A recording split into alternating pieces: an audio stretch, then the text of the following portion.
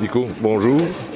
Qu'est-ce qui a pris à toi de venir organiser festivités dans la ville de Luz et dans le village de Chapelle-la-Voitine? Donc c'est toujours avec notre ASBL, Festeven ASBL. Nous avons des membres qui habitent ici à Chapelle-la-Voitine et qui sont originaires du village de Arbre et de Mafle. Donc leur demande, comme il n'y avait plus de Ducasse et plus d'événements ici, on a décidé de recréer un événement. C'est déjà la 3e année. Donc voilà.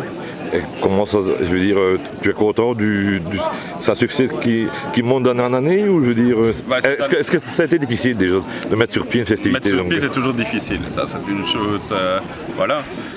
Après, cette année-ci est un peu spéciale puisqu'on est en année bissextile et qu'il y a beaucoup de festivités aux alentours, à Moulbet, la Brasserie des Légendes, donc c'est un peu, voilà.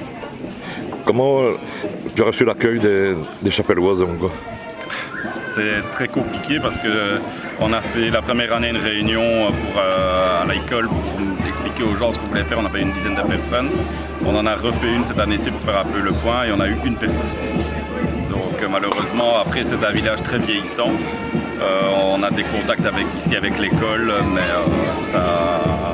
non, les gens ne sont pas enclins. Est-ce que tu as soutien de la ville de Luz?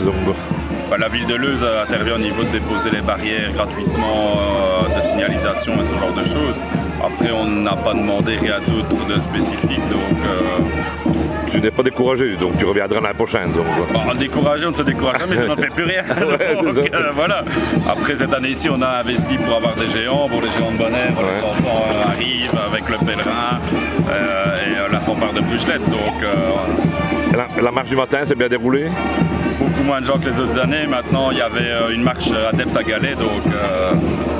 Et au niveau de la brocante, on a vu quand même qu'il y a pas mal de brocantes. Le même nombre de marchands, mais beaucoup de gens ont hésité avec les annonces de temps.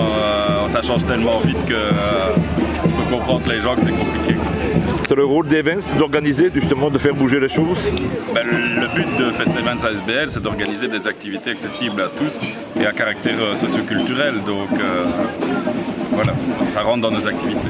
Le prochain événement aura lieu quand pour le Festival Events? Le prochain gros événement en tant que tel, au-delà du bar que nous tenons à la Ducasse d'Isère et du bar que nous tenons à la Ducasse Date au 4e dimanche d'août, ce sera de nouveau le Fest Family Party qui cette année-ci se déroulera sur le week-end d'Halloween, donc du 31 octobre, au quai de l'Entrepôt.